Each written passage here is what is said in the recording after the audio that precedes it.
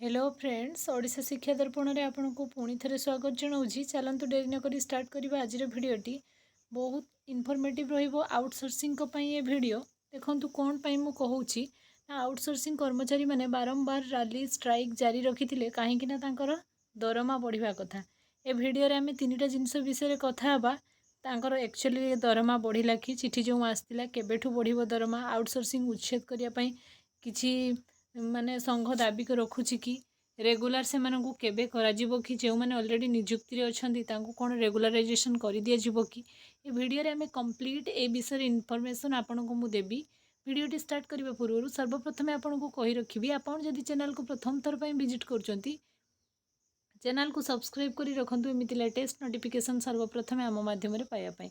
चलतु डेरी नक स्टार्ट करवा गोटे गोटे प्रश्न आपंकर बहुत सारा कमेंट आसाला पूर्व मुझे आउटसोर्सिंग गोटे वीडियो करी मत बहुत सारा कमेंट आसाला मैम जदि आमको दरमा बढ़िकिना मिल केबेठू मिल एक्चुअली आम जो मैंने वर्किंग अच्छे आमको सतरे सार माने रेगुलराइजेशन कर दि जाए कि नेक्स्ट आउटसोर्सिंग को बंद कर दिज्व कि बहुत सारा प्रश्न आसाला सबू प्रश्न मुझे गोटे गोटे आंसर देवी। चलतु डेरी नक स्टार्ट करवा आज इनफॉर्मेटिव वीडियोटी को। आपण मैंने समस्ते जानी आ पूर्व आपणकर गोटे माने लेटर आसाला से लेटर टी आपणकर कौ रिलेटेड मुझे देखा चलते देखो ये आपणकर नोटिस आसाला आपणकर 3/5/2025 ये आपणकर कहुला खाली सब्जेक्ट कथा मुझे कहूँ मुझे अन्य सारा नोटिस देखी कौन सब रही ना revision of the remuneration program for the assistant engage under N S P आपणकर से कहूँ यही नोटिस अनुसार आपणकर माने आउटसोर्सिंग जो एम्प्लॉइज मैंने अच्छा किछिटा सैलरी इनक्रीज करा जिवो बोली कहा जाउछि। सैलरी केते इनक्रीज होबो चलंतु सेटा देखि नबा आ क्यों थ्रो रे क्यों एम्प्लॉय रो केते इनक्रीज होबो आपणकर खाली बढ़िबो ना आपण जो माने संस्था रे एंगेज होकी रहिचंती से संस्था जो एजेंसी आपणकर नैछि से एजेंसी रो किछि बढ़िबो से सब बाबद में डिटेल्स कहि आपणकर revision of monthly remuneration based on the year of experience जदि आपणकर एक्सपीरियंस जदि आपण बेसी दिन पर्यंत आउटसोर्सिंग रे काम करछन तो आपण बेसी टंका आपणकर सैलरी बढ़िबो केमती बढ़िबो ना आपण जदि लेस देन 5 ईयर अछंती 5 वर्ष तळकु काम करछंती आपनको 15,600 टंका मिलिबो। आपरे मु आपनको देखैबे आपणकर खाली बढ़िबोनी जे आपण जो एजेंसी थ्रू रहिचंती आपनको सैलरी रो केते परसेंट सीए पाइबो सेटा भी देखिबा हमें 5 to 10 ईयर आपणकर 16,600 बढ़िबो आपणकर 10 ईयर टू 15 ईयर आपणकर 17,600 टंका आपणकर रहिबो सैलरी 15 ईयर टू जदि 20 ईयर काम करछंती आपण त आपणकर 18,600 रहिबो 20 ईयर प्लस बा 20 ईयर 25 ईयर पर्यंत जदि आपण काम करछंती 19,600 टंका मिलिबो। मोर देन 25 ईयर जदि आपण काम करछंती तबे आपनको 20,600 टंका सैलरी मिलिबो।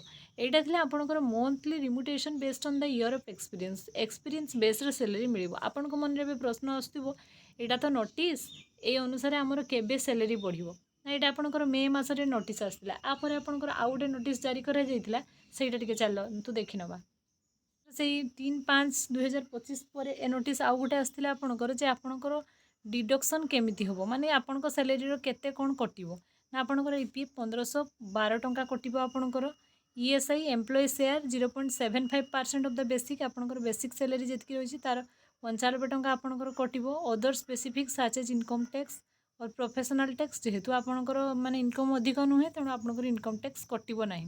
टोटाल डिडक्शन आपंकर 1607 टंका होबो।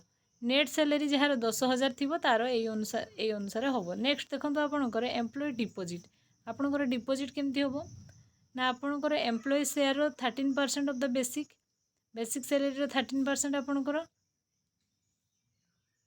नेक्स्ट आप देखो एम्प्लॉय शेयर आपंकर पर मंथ आपणकर ईपीएफ डिपोजिट हम आपंकर टोटाल 3150 टंका एमती होकिना आपणकर विभिन्न प्रकार आपण जो एजेंसी रे काम करुछंती तापरे आपणकर सर्विस फी किसी चार्ज रही समस्तकर एटा सब माने एटा गवर्नमेंट हो कि प्राइवेट हो सब एम्प्लॉय 200 टंका कटे सेटा आपणकर भी कटिबो। टोटाल आपणकर जीवन जी टू हो 14,848 टंका हम आपंकर सैलरी कैलकुलेशन मुझे देखा आपको जीएसटी आपंकर 18% कटिबो माने 2,000 टंका कटिबो। Total build for the employ G3 plus G4 आपंकर 16,997 टंका रहिबो। एटा आपंकर माने से नोटिसटा आसला परे जे आपंकर सैलरी इनक्रीज होबो जे केते इनक्रीज होबो तार भी कंप्लीट आपंकर आसी जाइछि तेणु खूब शीघ्र आपणकर सैलरी बढ़िया को जाऊँगी बिल्कुल व्यस्त हुंतु नहीं। मे मासर नोटिस आपणकर जून जुलाई अगस्ट सुधा आप निहाती आपणकर सैलरी इनक्रीज होगी देखापी पाइबे। आउ किसी दिन 8 9 10 दिन आगु आपणकर पेपर गोटे आर्टिकल आसाला कि आउटसोर्सिंग को उच्छेद कर जाऊ। आउटसोर्सिंग को उच्छेद सेमती तो माने इच्छा कले माने सरकार माने करें कहीं आउटसोर्सिंग को द्वारा सरकार बहुत सारा बेनिफिट हो जो गोटे गवर्नमेंट एम्प्लॉय को से जगह गोटे पियन पोस्ट हो कि गोटे क्लार्क पोस्ट हो कि गोटे जेकोसी पोस्ट जदि सरकार माने एनगेज कराते तो तांकर बहुत अधिक टंका खर्च हुंता। तेणु आउटसोर्सिंग को गोटे कम टंकार सरकार रखी दौरान आ किछि दिन पर मन हेले फेर ताकू काढ़ीदेले आउ क्या रखीदे। किछि दिन पूर्व आपंकर गोटे नोटिस आसाला आप देखिथे किसी नर्सिंग ऑफिसर आउ किसी फार्मासिस्ट पोस्ट को आपणकर माने काढ़ी दिगला सरकार माने आउटसोर्सिंग रु कहीं ना से माने ठीक से ड्यूटी करूँ कहीकि एटा मिछ आज्ञा। ये विभिन्न प्रकार पॉलिटिक्स पूरेकिना कर तार नोटिस सह वीडियो मु आपण मानक पई खूब शीघ्र नहींकिना आसबि। आउ बाकी रहा आपण मान मन माने गोटे चिंता जे आमर रेगुलर हम कि ना रेगुलर बिल्कुल आपन को करा जीव नाही। एटा ही सत कथा खराब लगे भी एटा सत कथा कहीं सरकार करेंगे जदि आपन को रेगुलर करेंगे तो से कहीं गोटे गवर्नमेंट एम्प्लॉइज को सेठी जॉब न देवे। गवर्नमेंट एम्प्लॉइज को जॉब देले अधिक टंका खर्च हो बोली सरकार ग्रुप डी चाकरी को उठेकिना एबे आउटसोर्सिंग माध्यम रखी। तेणु आउटसोर्सिंग संस्था के बंद हेनी आपन से व्यस्त हुए आउटसोर्सिंग एमती चली कहीं सरकार को ये बहुत सारा फायदा मिलूँ आउटसोर्सिंग रु। आउ आपण मन रेगुलर को लेकिन प्रश्न रखिए संघ बारंबार दाबी रखुची किंतु सरकार एटा शुणवे ना। एटा माने जेन्युइन कथा जे रेगुलर आपन को जदि करा जिवो माने एबे दाबी आपणकर रोचे जे आउटसोर्सिंग को उच्छेद करा जाऊ आउ जेतिके आउटसोर्सिंग अच्छी तांको रेगुलर कर दिया जाऊ। एटा भी माने आपणकर संघ बारंबार दाबी रखुची किंतु सरकार एटा भी करिवे नाही।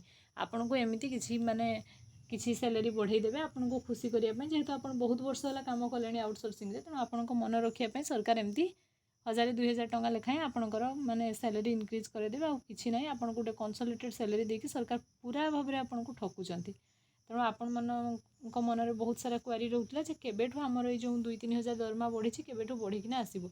खूब शीघ्र 3 मास भितर आपन माने ये नोटिस 3 मास भितर सब प्रोसेस होकिना आसो ना 3 मास भितर आप निहाती देखा पाइबे। आ जेबे भी तार माने आपणकर आसो फास्ट मुझे चैनल वीडियो नहीं आसबि। तेणु आज वीडियो जब आपको इनफॉर्मेटिव होती चैनल टी को लाइक करूँ, वीडियो को शेयर करूँ, चैनल को सब्सक्राइब करूँ। Thanks for watching.